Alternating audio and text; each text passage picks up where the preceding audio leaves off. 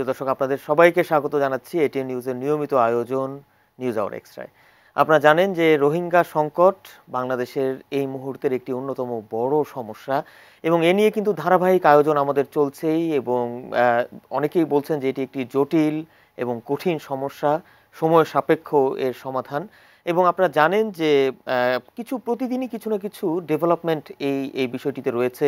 যেমন আজ ইইউ সহ 3টি দেশের পররাষ্ট্রমন্ত্রী রোহিঙ্গা শিবির পরিদর্শন করেছেন, এবং তারা বলেছেন যে আগামীকাল থেকে অনুষ্ঠিতব্য মিয়ানমারের নেপিডোতে যে আসেম সম্মেলন হবে, সেই সম্মেলনে তারা এই রোহিঙ্গাদের ফেরত পাঠানোর বিষয়ে কথা বলবেন বা আলোচনা করবেন। এছাড়া আপনারা জানেন যে গতকাল চীনা পররাষ্ট্রমন্ত্রী সাক্ষাৎ করেছেন, এবং তা চীনের পক্ষ থেকেও বেশ কিছু কথা এসেছে। এবং এছাড়াও আগামী মঙ্গলবার আসছেন কানাডার মন্ত্রী। এছাড়াও গত বৃহস্পতিবার জাতিসংঘের সাধারণ অধিবেশনে একটি যেটা পাশ হয়েছে যে রোহিঙ্গা সংকট সমাধান করতে মিয়ানমারকে জোর তাগিদ দিয়ে একটি প্রস্তাব গ্রহণ করা হয়েছে জাতিসংঘে। সার্বিকভাবে আসলে কি অগ্রগতি এই রোহিঙ্গা সমস্যাটির সমাধানের পথে, এ নিয়ে আমরা আমাদের আজকের আয়োজন সাজিয়েছি, এবং বিশেষ করে কূটনীতি দিক থেকে আমরা কতটুকু অগ্রগতি লাভ করতে পারছি বা পেরেছি এ পর্যন্ত, এ নিয়েই আমাদের আজকের আয়োজন। আমরা শিরোনাম রেখেছি কূটনীতির শত্রু মিত্র।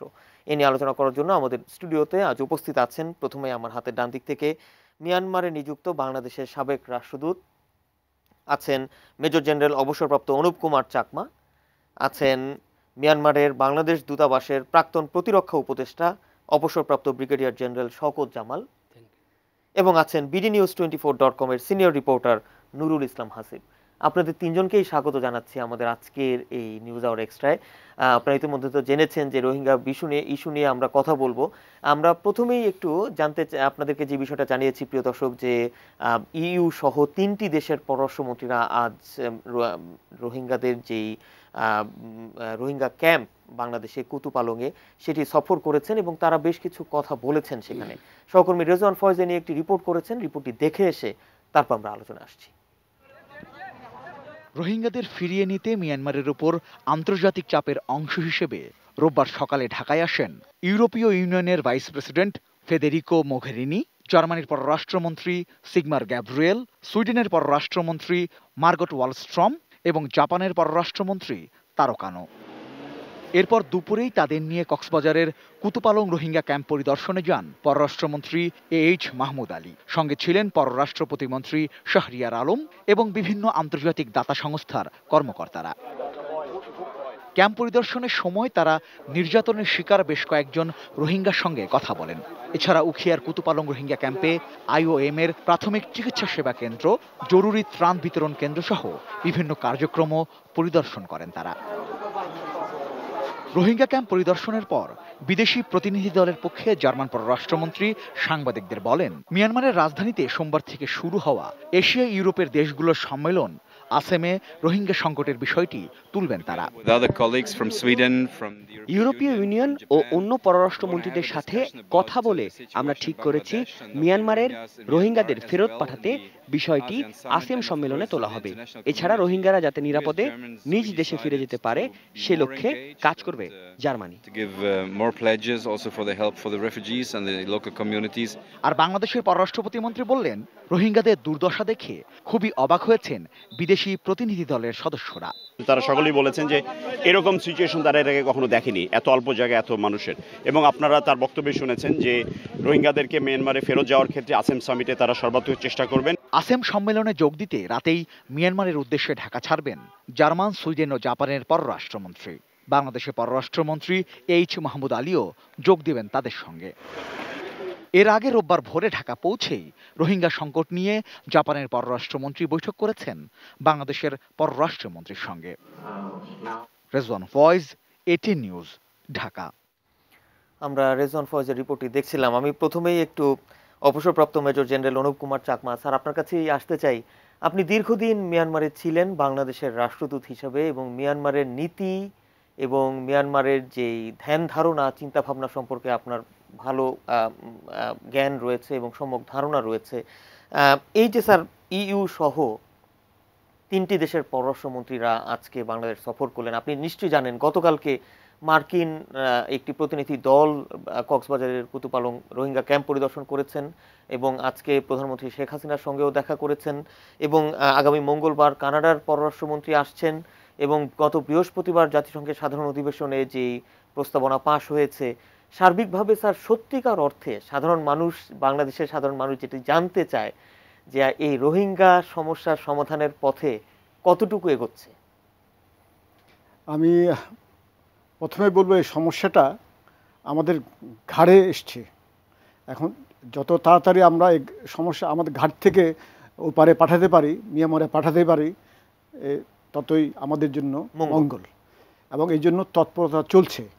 একটু আগে যে প্রতিবেদন আপনারা দেখালেন, এখান থেকে স্পষ্ট যে আমাদের কূটনৈতিক তৎপরতা চলছে। এই যে পররাষ্ট্রমন্ত্রীরা বিভিন্ন দেশের, সুইডেন, জার্মানি, জাপান, ইউরোর ভাইস প্রেসিডেন্ট আসলেন, আরও ইন্টারন্যাশনাল ডেভেলপমেন্ট অ্যাফেয়ার্সের কানাডার যে আসবেন, মন্ত্রী আসবেন, এখান থেকে এই যে ওনারা আসছেন, সরজমিনে দেখে যাচ্ছেন, এইটা তো আমাদের কূটনৈতিক তৎপরতারই একটা অর্জন বলতে পারি। এবং তারা দেখে যে জার্মান পররাষ্ট্রমন্ত্রী যে বললেন, আমরা আসামে গিয়ে এই বিষয়ে কথা বলবো এবং এই যে সমাধান হয় সেজন্য তারা এই বিষয়ে ওখানে গিয়ে আলাপ করবেন বললেন। স্যার, আসামে তুললে এটা কতটুকু প্রভাব ফেলতে পারে মিয়ানমারের উপরে? যে বিষয়টা হবে, মিয়ানমার বুঝতে পারবে যে কূটনৈতিক তৎপরতা চলছে এবং এতে আন্তর্জাতিক বিশ্ব কনসার্ন, এটা বুঝতে পারবে মিয়ানমার। স্যার, যেটা বলা হচ্ছে মিয়ানমারের পক্ষ থেকে তো কূটনৈতিক তৎপরতা বন্ধ নেই, তা তো অবশ্যই। এটা এই জন্য বললেন কূটনীতির, আপনাদের টাইটেলটা হলো কূটনীতির শত্রু মিত্র। এখান থেকে কিন্তু আমরা স্পষ্টভাবে শত্রুকে মিত্রকে, মানে রোহিঙ্গাদের শত্রুকে মিত্রকে এটা বোঝা যাচ্ছে কিন্তু, মানে কারণ রোহিঙ্গাদের পক্ষে যে প্রস্তাব আসছে, এইটা বিপক্ষে কে ভোট দিচ্ছে বা কে অ্যাবস্টেন করছে, এখান থেকে কিন্তু আমরা সমস্যাটা পক্ষে বিপক্ষে আমরা কিন্তু চিহ্নিত করতে পারছি। কাজে তারপরে আমি বলবো, দরজা তো একটাই খোলা আছে এখন আমাদের জন্য। একটা আবদ্ধ রুমে আছি আমরা, চারিদিকে দেয়াল, কিন্তু দরজা, এক দরজা দিয়ে আমাদের বের হতে হবে। দরজা দিয়ে, এটা সহজ, ও দেয়াল তো ভেঙে বের হতে পারবো না, দরজা দিয়ে বের হতে হবে। এবং ওই দরজাটা হচ্ছে আমাদের জন্য খোলা, যেটা হচ্ছে কূটনৈতিক প্রক্রিয়া আমাদের চালিয়ে যেতে হবে। তা আমাদের চলছে, আমাদের এটা তো থেমে গেলে তো হবে না, আমাদের প্রক্রিয়া চলমান এবং এটা অব্যাহত রাখতে হবে। চীনা পররাষ্ট্রমন্ত্রী গতকাল যে সাক্ষাৎ করেছেন বাংলাদেশের প্রধানমন্ত্রী শেখ হাসিনার সঙ্গে এবং রোহিঙ্গা ইস্যুতে পক্ষপাতিত্ব না করার আশ্বাস দেওয়া হয়েছে চীনের পক্ষ থেকে, এই বিষয়টিকে স্যার আপনি কতটুকু আশ্বস্ত? আচ্ছা, আমি তো এই ইতিপূর্বে চীন সম্বন্ধে আমি বলেছি, চীন তো মিয়ানমারের পক্ষ শুরু থেকে নিয়েছে। কিন্তু এখানে চীনের পররাষ্ট্রমন্ত্রী যে আসামের আগে যে আমাদের দেশে আসলেন, এইটা উনি একটা বার্তা নিয়ে এসছেন। আপনি যদি উনি কি বলেছেন, আপনারা যদি এটা বিশ্লেষণ করেন, তাহলে কিন্তু আপনি বুঝতে পারবেন চীনের অবস্থান কি। প্রথম হলো, উনি বলেছেন এই বিষয়টা, রোহিঙ্গা সমস্যাটা হচ্ছে মিয়ানমারের আভ্যন্তরীণ সমস্যা এবং এই সমস্যার সমাধানের জন্য চীন চায় বাংলাদেশ এবং মিয়ানমার দ্বিপাক্ষিকভাবে সমাধান করুক এবং প্রয়োজনে চীন সহায়তা দিবে। এটা হলো প্রথম একটা মেসেজ। দ্বিতীয় মেসেজ হচ্ছে, তারা যেটা দিয়েছে, আন্তর্জাতিক বিশ্বকে একটু সতর্ক করেছে, বলেছে আন্তর্জাতিক বিশ্ব এবং যদি জাতিসংঘ এই বিষয়ে জড়িয়ে যায়, তবে কিন্তু সমস্যার সমাধান বাধাগ্রস্ত হবে, জটিল হবে। এটাও কিন্তু চীনের পররাষ্ট্রমন্ত্রী বলেছেন। তৃতীয় যেটা বলেছেন, এটা একটু আরও সূক্ষ্মভাবে বিশ্লেষণ করতে হবে। উনি বলছেন, আমরা চীন কোনো পক্ষপাতিত্ব করব না। বিষয়টা হচ্ছে, ওনারা অলরেডি মিয়ানমারের পক্ষ নিয়েছেন, নিরাপত্তা পরিষদে ভেটো দিয়েছেন এবং এই ড্রাফট যেটা এসছে এটার বিরুদ্ধে ভোট দিয়েছেন এবং বিভিন্ন সময় মিয়ানমারের পক্ষেই অবস্থান নিচ্ছেন। তো তারা তো একটা অবস্থান নিয়েই ফেলেছেন। এখন উনি যদি বলেন আমরা পক্ষপাতিত্ব করব, অর্থাৎ উনি বুঝাতে চেয়েছে, আপনি যদি মেসেজটা বুঝাতে পেয়েছে আমাদের অবস্থান হচ্ছে মিয়ানমারের পক্ষে, আমরা অন্য পক্ষে যাব, এটা আপনারা আশা করেন না, এটা উনি বুঝাতে চেয়েছেন। এবং এই বার্তার এই অবস্থানের থেকেই আমার মনে হয় চীন আসামে তাদের দর কষাকষি বলেন, যেটাই বলে, এই বিষয়ে আলাপ আলোচনা করবে। হ্যাঁ তাই স্যার, মনে আবারও করি। আসবো আপনার কাছে। আমি একটু অবসরপ্রাপ্ত brigadier general Shawkat Jamal sir আপনার কাছে আসতে চাই। এই যে অনুপ কুমার চাকমা স্যার যে বিষয়টি বললেন যে এই যে আগামীকাল থেকে আসেম সম্মেলন শুরু হতে যাচ্ছে, চীনের সঙ্গে অন্যান্য দেশের একটি কূটনৈতিক দর কষাকষি হতে পারে রোহিঙ্গা ইস্যুতে, বা এই এই ইস্যুতে এবং কার অবস্থান কি সেটা আরো পরিষ্কার হওয়ার একটি সম্ভাবনাও তো হতে পারে। কিভাবে দেখছেন স্যার এই বিষয়টিকে? দেখুন, জিনিসটাকে এরকমভাবে সাদামাটা আপনারা যে সংজ্ঞায়িত করেছেন শত্রু মিত্র, জিনিসটা ঠিক এইভাবে দেখার মতো অবস্থান এখনও আছে বলে আমি মনে করি না। আপনার জাতিসংঘের সাধারণ পরিষদে থার্ড কমিটিতে ভোটাভুটিতে যে কেউ বিপক্ষে গেলেই যে সে আমার শত্রু হয়ে গেল, বা ভোট অ্যাবস্টেনশন বা ভোটদানে বিরত থেকে সে আমার শত্রু মিত্র, এইভাবে সংজ্ঞায়িত করাটা এত সহজ বিষয় না। কারণ স্যার বিপক্ষে যাওয়া মানে কি আসলে শত্রু নো ভাবাপন্ন নো নয়? আমি সেটাই বলছি। দেখেন, ইরান আমাদের এই রেজুলেশনের বিপক্ষে ভোট দিয়েছে, এবং কেন এই বিপক্ষে ভোট দিয়েছে সেটাও তারা ব্যাখ্যা দিয়েছে। কারণ ইরানের ইন্টারেস্ট সিরিয়াতে, সিরিয়ার ব্যাপারেও হিউম্যান রাইটস এর কনসার্ন এই জাতিসংঘ সাধারণ পরিষদ দিয়েছে। সেই পরিপ্রেক্ষিতে, সেই ব্যাকগ্রাউন্ড থেকে তারা এটার দিয়েছে। তবে তারা এটাও ক্লিয়ার করেছে যে রোহিঙ্গাদের ব্যাপারে মিয়ানমারে যেই অত্যাচার নিপীড়ন চলছে এটা তারা কোনোভাবেই সমর্থন করে না, এবং বাংলাদেশকে ধন্যবাদ দিয়েছে তাদেরকে আশ্রয় দেওয়ার জন্য, এবং এই রোহিঙ্গা শরণার্থী যত তাড়াতাড়ি সম্ভব পুনরায় তাদের দেশে, নিজ দেশ অর্থাৎ মিয়ানমারে প্রত্যাবাসিত হবে সেটা তারা আশা করছে।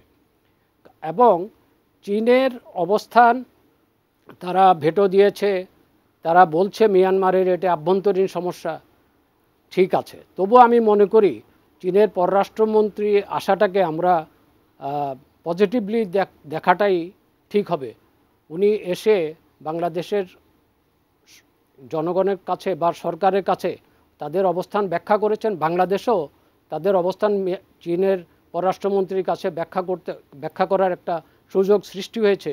তাতে করে চীন হয়তো সম্যক উপলব্ধি করবে যে তাদের অবস্থান এভাবে একপেশে না হয়ে, এই যে একটা বড় সমস্যা তাদের বন্ধুরাষ্ট্র বাংলাদেশের উপর পতিত হয়েছে, তা এর থেকে উত্তরণের উপায়টা কী।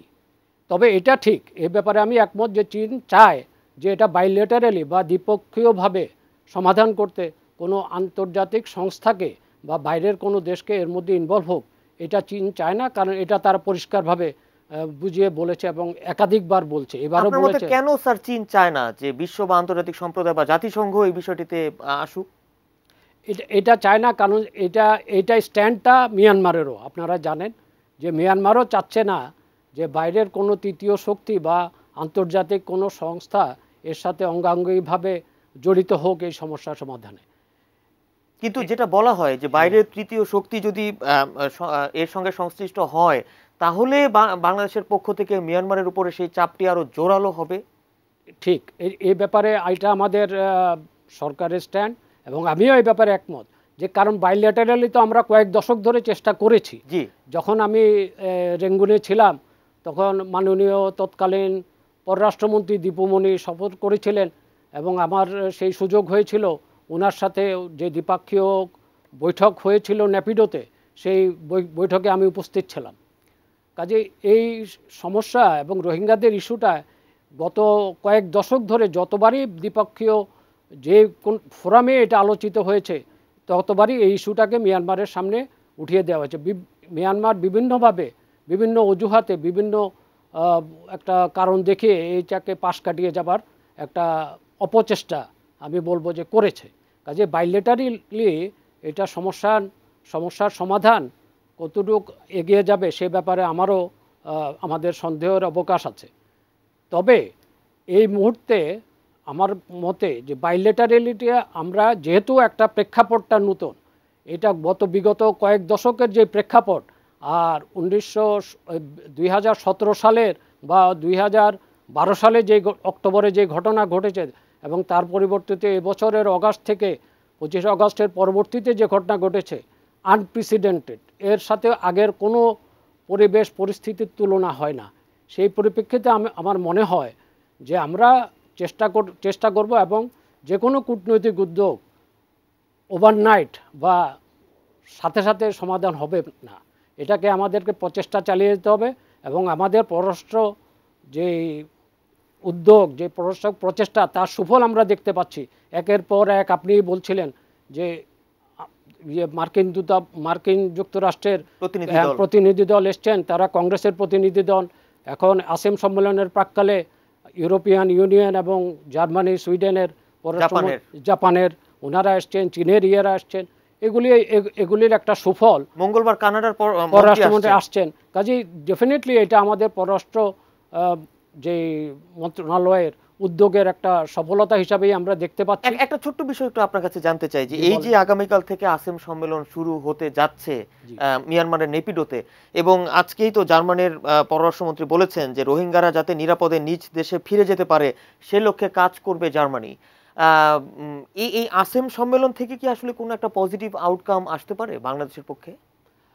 না, আসেম সম্মেলনে হয়তো ওনারা যে ইউরোপিয়ান ইউনিয়ন, জার্মানি বা সুইডেন যারা এখানে এসেছেন, যারা এই সমস্যাটাকে প্রত্যক্ষভাবে দেখে গিয়েছেন এবং একটা সহানুভূতিশীলক একটা মনোভাব তৈরি হয়েছে, তারা আসেম সম্মেলনে এই বিষয়টি উঠাবেন, সেটা তো ওনারা কমিট করেছেন, উঠাবেন। এখন উঠানোর পরে রেজুলেশনে যে পরবর্তীতে যে সম্মেলনের পরবর্তীতে যে যৌথ ঘোষণা বা যৌথ প্রস্তাবনা আসবে, সেখানে এটা কতটা জোরালোভাবে উপস্থাপিত হয় বা রিফ্লেকশন হয় সেটা আমাদের দেখার বিষয়। এবং এটা আপনারা জানেন যে আসেম সম্মেলনে আপনার আসিয়ান দেশগুলোও আসবে, এবং দুর্ভাগ্যজনকভাবে আমরা দেখেছি এর আগে যে আসিয়ান দেশগুলোর মধ্যে শুধুমাত্র মালয়েশিয়া এবং ইন্দোনেশিয়া, যেগুলি বৃহত্তম মুসলিম দেশ, সেগুলি ছাড়া অন্যান্য যারা আমাদের দেশ আছে আসিয়ানে, তারা কিন্তু এ ব্যাপারে একেবারেই তারা একটা যেটাকে বলে একপক্ষীয় নীতি সেটাই গ্রহণ করেছে। এটা ফিলিপাইন থেকে বলেন বা কম্বোডিয়া, ভিয়েতনাম ও লাও ওর থাইল্যান্ড ওর সিঙ্গাপুর, ব্রুনে, যাকেই বলেন, তারা কেউ একটা কোনো স্ট্রং স্ট্যান্ড নেয় নেই। কাজেই তারাও এই সম্মেলনটাতে থাকবেন। কাজেই এইখানে কি বিবৃতি আসে এই সম্মেলনের পরে, সেই জন্যই আমাদের এখন অপেক্ষা করা ছাড়া আর কোনো ইয়ে নেই। তবে ওনাদের এই ভিজিটের মাধ্যমে আমরা আমাদের একটা ইউনাইটেড স্ট্যান্ড আমরা নিতে পারবো বলে আশা করছি, এবং বাংলাদেশের পক্ষে যে সহানুভূতির পাল্লাটা এটা দিন দিন ভারী হচ্ছে, এবং এটা যে পরবর্তীতে এখন আমরা বাইলেটারি আলোচনা করছি, কিন্তু একটা সময় আসবে যখন এটা আন্তর্জাতিক বিশ্ব, চীন, ভারত এবং অন্যান্য দেশও বুঝবে যে বাইলেটারালি এটা সলিউশন হওয়ার সম্ভাবনা কম। যখন তারা এটা রিয়েলাইজ করবে তখন ওনারাও এই দিকে যাবেন যে এটার মধ্যে আরও বৃহত্তর প্রেক্ষাপটে এই সমস্যাটা সমাধানের জন্য উদ্যোগ নেওয়ার প্রয়োজনীয়তা আছে। জি, আমি আবারও আসবো আপনার কাছে। অবসরপ্রাপ্ত মেজর জেনারেল অনুপ কুমার চাকমা, আপনার কাছে একটু আসতে চাই। এই যে একটি ইউনাইটেড স্ট্যান্ড নিতে হবে যেটি বলছিলেন শওকত জামাল, এই যে ইউনাইটেড স্ট্যান্ডের ব্যাপারে তো আমরা কি আসলে কতটুকু এগোচ্ছি? এবং তিনি আরও কিছু বলছিলেন যে এই যে আসেম সম্মেলনে ফিলিপাইন, লাওস তারা কিন্তু একপক্ষীয় যে একটি মতবাদ দেখাচ্ছে, আসলে আমরা কি তাদের সঙ্গেও কি কিছু কূটনৈতিক তৎপরতা চালানোর দরকার আছে না? না, আমরা কূটনৈতিক তৎপরতা চালাচ্ছি। যে আসামে যে হবে আলোচিত হবে, এবং যদি জয়েন্ট ডিক্লারেশনে যে ডিক্লারেশন ডিক্লারেশন আসবে ওখানেও যদি উল্লেখ থাকে, ঠিক আছে, সবই ড্রাফটে যে আমরা যে থার্ড কমিটিতে যে আসলো ওই যে 135টা ভোটে এটা পাস হয়ে গেল, এগুলো সবই থাকবে। এগুলো হচ্ছে কূটনৈতিক তৎপরতার ফসল। আমাদের পক্ষে একটা, আমরা বলতে পারি এটা নৈতিক অর্জন, মানে রোহিঙ্গাদের পক্ষে, রোহিঙ্গা সমস্যার পক্ষে সমাধানের পক্ষে একটা অর্জন। আমরা যেভাবে চাচ্ছি সেটা অবশ্যই তৎপর, কিন্তু এইসব কিন্তু বাইন্ডিং না। যেমন নিরাপত্তা পরিষদের রেজলিউশন যদি একটা কোনো কিছু করার জন্য, ব্যবস্থার জন্য যদি আসে, সেটা হচ্ছে বাইন্ডিং। বাট থার্ড কমিটির যে ড্রাফট যেটা পাস হলো ওইটা বাইন্ডিং না। বা আসিয়ান সম্মেলনে যেটা স্টেটমেন্ট এসছে ওটাও যদি কিছু বলতো ওইটাও বাইন্ডিং হতো না। বা আসামে যেটা আসবে ওটা, তবে যদি বলে, আন্তর্জাতিক বিশ্ব যদি বলে, কনসার্ন এক্সপ্রেস করে, স্টেটমেন্ট আসে, এইটা মিয়ানমার হয়তো আমলে নিবে। সেজন্যই এগুলো, এই তৎপরতা চালানোর প্রয়োজন আছে। কাজেই আমরা চালাচ্ছি, এই কূটনৈতিক তৎপরতা চালাতেই হবে। দ্বিপাক্ষিক যেভাবে চলবে অ্যাট দি সেম টাইম যদিও চীন বলেছে, জি। কিন্তু আমাদের মনে হয় আমাদের আন্তর্জাতিক সমর্থন নিয়েই দ্বিপাক্ষিক আলোচনা তৎপরতা চালাতে হবে, আচ্ছা। তাহলে সমাধান আসবে। আলোচনা তৎপরতা চালাতে হবে। তবে এই যে যেই প্রস্তাব জাতিসংঘের সাধারণ অধিবেশনে পাশ হয়েছে সেটির আসলে প্রভাব কতটুকু পড়ছে এবং এই বিষয়ে আরো আলোচনায় আমরা আসবো। তার আগে একটা ছোট্ট বিরতিতে যাব প্রিয় দর্শক। বিরতির পর আমরা ফিরে এসে এই বিষয়ে আরো আলোচনা করব। আমাদের সঙ্গেই থাকবেন।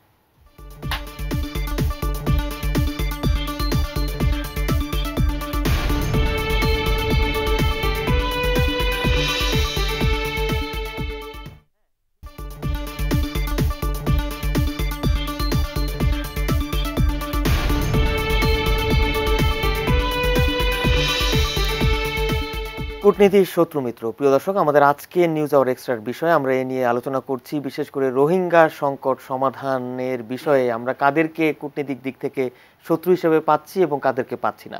আমরা এ পর্যায়ে একটু নুরুল ইসলাম হাসিব আপনার কাছে আসলে আসতে চাই। এই যে বিরতির আগে যে আমরা যে আলোচনা করছিলাম এবং সার্বিকভাবে আপনি আসলে বিষয়টিতে কিভাবে দেখছেন যে এই যে রোহিঙ্গা সংকটের যে সমাধানের কথা বারবার বলা হচ্ছে, কতটুকু অগ্রগতি হচ্ছে সত্যিকার অর্থে আপনার মতে? ধন্যবাদ। না, এখন তো আমরা একটা দেখতে পাচ্ছি যে একটা ব্যাপক আলোচনা হচ্ছে, এক ধরনের চাপ হচ্ছে, কিন্তু বাংলাদেশের কূটনীতির দিক থেকে যদি বলেন যে বাংলাদেশের এখন ভূমিকা আসলে ওরকম না, কারণ এখন এটা আন্তর্জাতিক খেলোয়াড়দের দখলে মাঠ আর কি। হ্যাঁ, বাংলাদেশের মিয়ানমারের সাথে যখন কূটনীতি করার দরকার ছিল তখন ওইভাবে করেনি। বাংলাদেশ আসলে প্রতিবেশী হিসেবে মিয়ানমারকে নেগলেক্ট করেছে ওভার দ্য ইয়ার্স। সো এখন যেটা হচ্ছে, এখন পরিস্থিতিটা একদম ভিন্ন। এখন আপনি দেখবেন যেমন এই যে ইউএন রেজুলেশনের কথা হচ্ছে, সেখানে ইসরায়েল হচ্ছে ওটার পক্ষে ভোট দিয়েছে। ইসরায়েলের সাথে তো বাংলাদেশের কূটনৈতিক সম্পর্কই নেই। সো এটা তো আর বাংলাদেশের কোনো কিছু করতে হয়নি।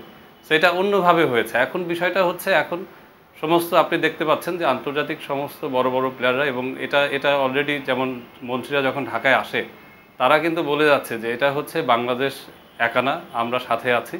এবং এই বিষয়টা এখন আর লোকাল প্রবলেম না, এটা একটা ইন্টারন্যাশনাল প্রবলেম। এই বিশেষ করে মানে অগাস্টের 25 তারিখের পর থেকে। সো এটা এখন অন্যভাবে সমাধান হবে।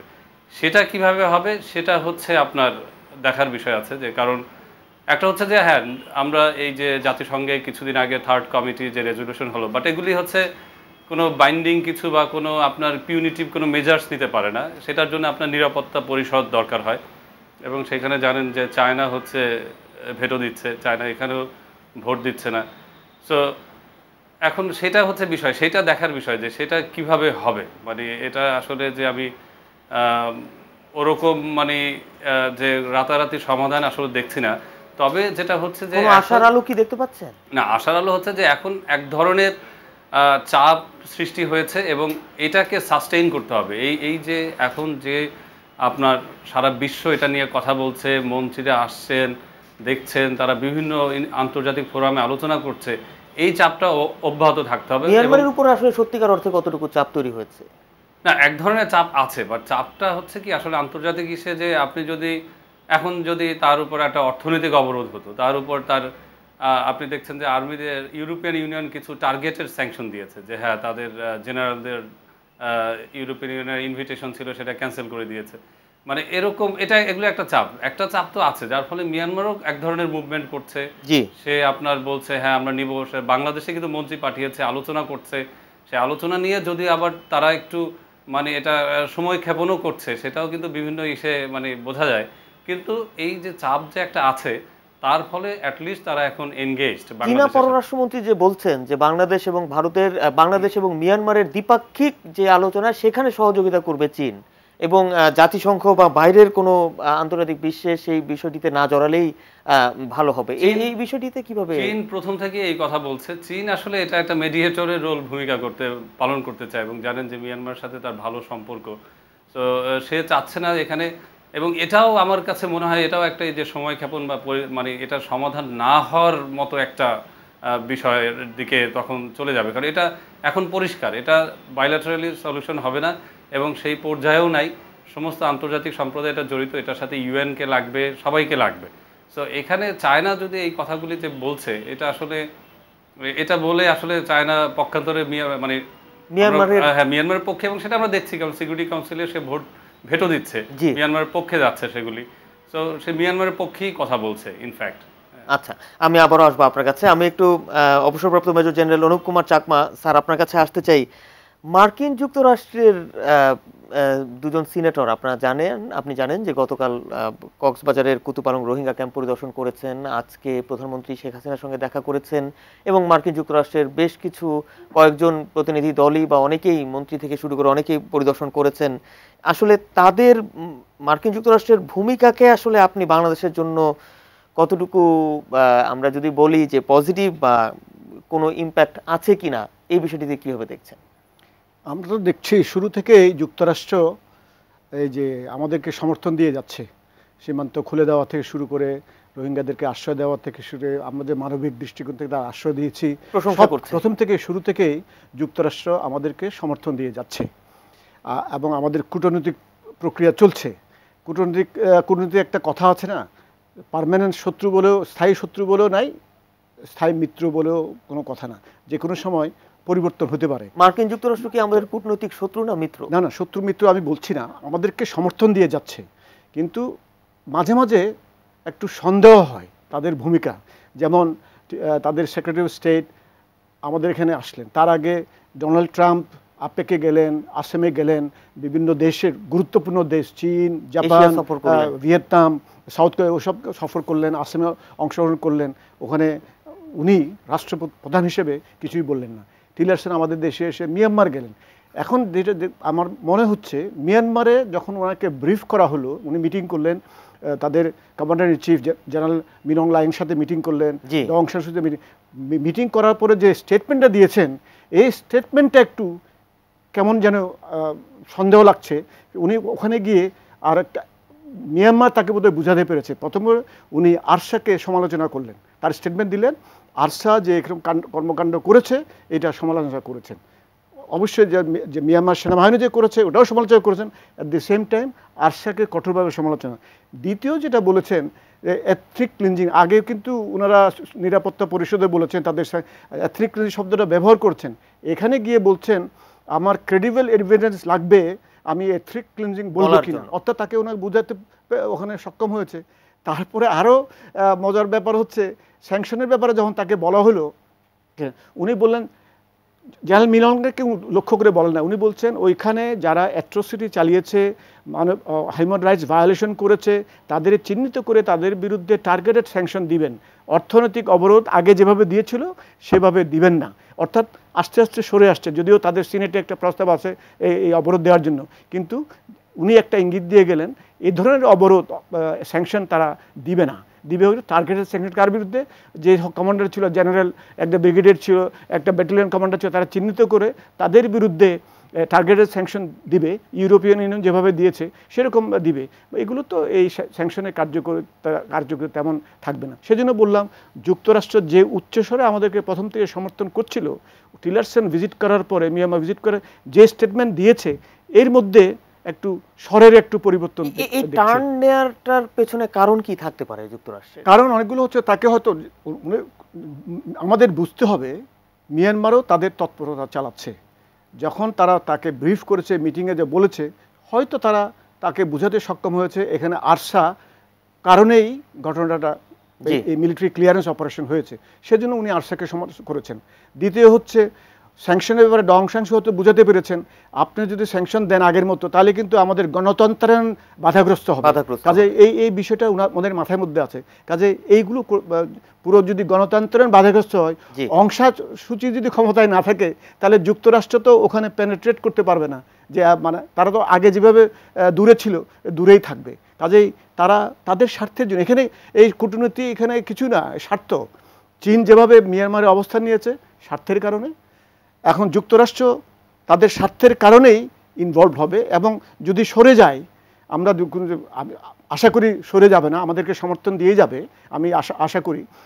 কিন্তু যদি তার ব্যতিক্রম দেখি, তাহলে মনে করতে হবে এই একই স্বার্থের কারণেই যুক্তরাষ্ট্র হয়তো আস্তে আস্তে সরে যাচ্ছে। স্যার, আমি আবারও আসবো আপনার কাছে। আমি একটু অবসরপ্রাপ্ত ব্রিগেডিয়ার জেনারেল শওকত জামাল আপনার কাছে আসতে চাই। এই যে স্বার্থের ব্যাপারে বলছিলেন অনুপ কুমার চাকমা, এই স্বার্থের কে ছাড়িয়ে এই যে মানবিকতার বিষয়টিতে আসলে যে প্রাধান্য দেওয়া বা এই মূল্যবোধের যে বিষয়টি বা মানবিক দৃষ্টিকোণ থেকে দেখে এই যে রোহিঙ্গাদের সমস্যার সমাধান করার বিষয়টি কি আসলে আমরা এই যুক্তরাষ্ট্র, চীন এই সমস্ত দেশের কাছ থেকে কি দেখতে পাবো? মানবিক সাহায্য তো আসছে এবং এটা আরও আসবে, কিন্তু এটা কতদিন সেখানে একটা প্রশ্ন আছে। আর মানবিক সহায়তা দিয়ে তো এই সমস্যার সমাধান হবে না।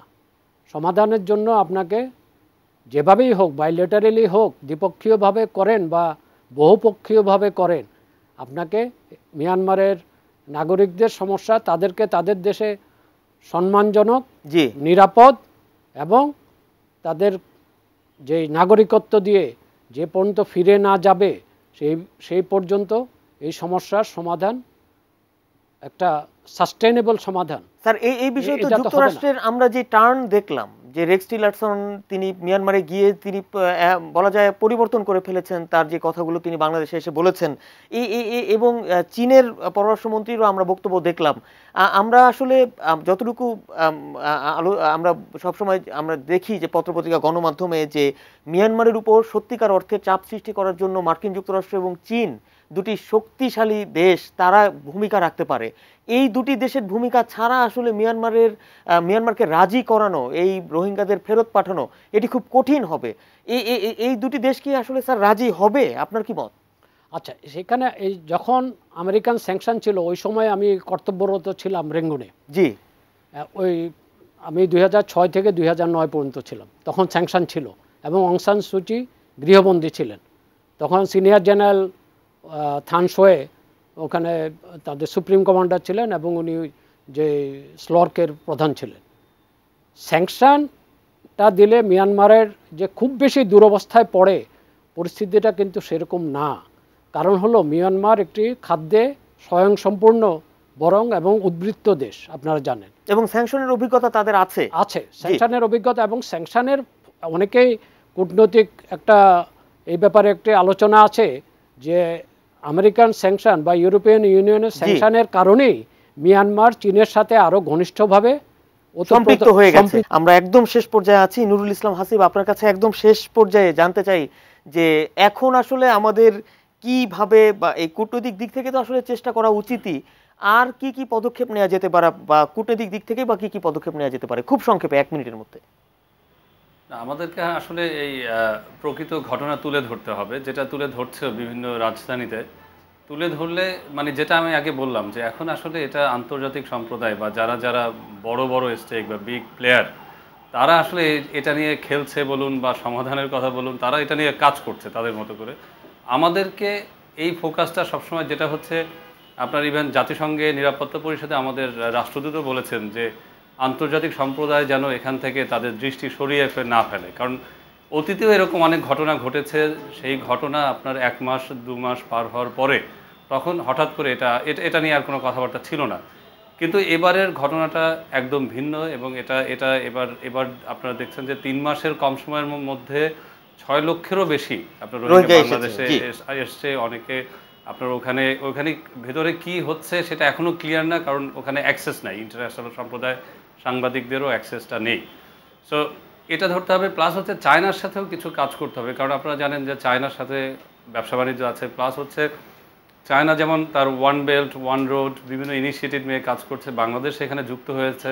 তো বাংলাদেশকে ওখানে কাজ করতে হবে, কনভিন্স করতে হবে যে তুমি এগুলি করতে চাও, সেক্ষেত্রে বাংলাদেশকে ফেলে রেখে তুমি কিভাবে করবে। সো এখানে আমার মনে হয় কিছু কাজ করার সুযোগ আছে কূটনৈতিকভাবে। জি, আচ্ছা, অবসরপ্রাপ্ত major general Anup Kumar Chakma sir, কূটনীতির কে শত্রু এবং কে মিত্র আমরা তো হয়তো অনেকটাই বুঝতে পারছি। এখন এই শত্রুদের কি আসলে মিত্র করানোর বিষয়টিও কি রয়েছে, আমাদেরকে বিবেচনায় আনতে হবে? না, আপনার শত্রু মিত্র যেটা বলছেন এটা কূটনৈতিক তৎপরতা আমাদের চালিয়ে যেতে হবে। এর মধ্যে যারা এই যে রোহিঙ্গা ইস্যুতে শত্রু হিসেবে এখন দেখা যাচ্ছে তারা হয়তো মিত্র হতে পারে। এটা কূটনৈতিক তৎপরতা হতাশ হলে চলবে না, কূটনৈতিক তৎপরতা চালিয়ে যেতে হবে। এটা ছাড়া স্যার আর কি করা যেতে পারে? এটা ছাড়া হচ্ছে যেহেতু তৎপরতা চলাকালীন আজকে আমাদের মাননীয় বাণিজ্যমন্ত্রী বলেছেন এই সমস্যাটা সমাধান অনেক কঠিন, জটিল এবং সময় সাপেক্ষ ব্যাপার। কাজে এই বিষয়টা বিবেচনায় রেখে আমাদের এই প্রোগ্রাম, লং টার্ম প্রোগ্রাম আমাদের নির্ধারণ করতে হবে। আমরা কিভাবে এই সমস্যাটা সমাধানের জন্য কূটনৈতিক প্রভাব চালাবো, একই সাথে তাদেরকে এই যে রোহিঙ্গা জনগোষ্ঠী যে আমাদের দেশে আছে তাদেরকে এখানে কিভাবে ম্যানেজ করব, এই বিষয়গুলো আমাদের মাথায় রাখতে হবে। আর অবসরপ্রাপ্ত ব্রিগেডিয়ার জেনারেল শওকত জামাল, আর কি কি বিষয় আসলে আমাদের নজর দেওয়া উচিত ঠিক এই মুহূর্তে?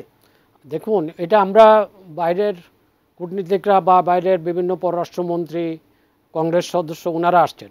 আমার মনে হয় যে রোহিঙ্গাদের নিয়েও এরকম একটা টিম করা যেতে পারে, তাদের নেতৃস্থানীয় যারা আছেন তাদেরকে, এবং এই টিমকে আমরা বিভিন্ন দেশে পাঠিয়ে তাদের পক্ষে প্রচারণাটাকে আরও জোরদার করার পদক্ষেপ অনতিবিলম্বে শুরু করা উচিত, যাতে তাদের কেসটা তারা নিজেরাই প্রজেক্ট করতে পারে বিভিন্ন দেশে, বিভিন্ন পার্লামেন্টে, বিভিন্ন ফোরামে, এবং তাতে কিছু সুফল আসতেও পারে।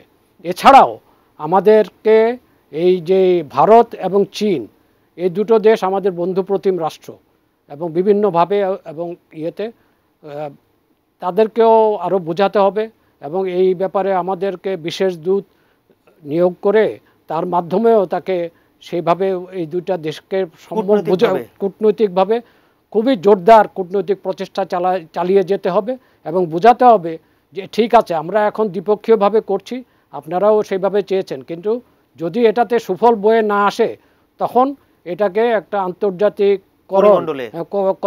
করণের ব্যাপারে আপনাদের সহায়তা চাইব, অথবা আপনারা নিজেরাই মধ্যস্থতা করে এই সমস্যার একটা স্থায়ী, সম্মানজনক এবং নিরাপদ সমাধানে নিয়ে আসবেন এই শরণার্থীদের প্রত্যাবাসনের মাধ্যমে। জি, অসংখ্য ধন্যবাদ অবসরপ্রাপ্ত ব্রিগেডিয়ার জেনারেল শওকত জামাল, অবসরপ্রাপ্ত মেজর জেনারেল অনুপ কুমার চাকমা এবং নুরুল ইসলাম হাসিব, আপনাদের তিনজনকে আমাদের আয়োজনে এসে আমাদেরকে সময় দেওয়ার জন্য। আমরা আশা করছি যে এই জটিল সমস্যার খুব দ্রুত এবং একটি কার্যকর সমাধান হবে, যদিও একটি কঠিন সমস্যার মধ্যে আমরা আছি। প্রিয় দর্শক, এই ছিল আমাদের আজকের আয়োজন। আপনারা সবাই ভালো থাকবেন, এটি নিউজের সঙ্গেই থাকবেন। আমাদের পরবর্তী আয়োজন পলিটিক্স প্লাস, সঙ্গে নিয়ে আসছেন সহকর্মী প্রভাস আমিন। আপনাদেরকে নিয়ে যাচ্ছে এখন সরাসরি তার কাছে। প্রভাস আমিন, আজকের পলিটিক্স প্লাসের বিষয়ে কি থাকছে? মাহমুদ, আপনাকে ধন্যবাদ। আপনি যে বিষয়টি নিয়ে কথা বলেছেন, আমিও আজকে আসলে এই বিষয়টি নিয়ে কথা বলব, কারণ আজকে বাংলাদেশে বিভিন্ন দেশে অন্তত 3 দেশের পররাষ্ট্রমন্ত্রী আজকে বাংলাদেশে, গতকাল চীনের পররাষ্ট্রমন্ত্রী ঘুরে গেছেন, ফলে রোহিঙ্গা সংকটটি এখন অনেক বেশি কূটনীতির টেবিলে অনেক গুরুত্ব পাচ্ছে আলোচনায়, সমাধানটাও সবাই সেদিকে বলছেন। সেই বিষয় নিয়ে আমরা আলোচনা করব, তবে নতুন দুজন অতিথি নিয়ে ছোট্ট একটা বিরতির পর।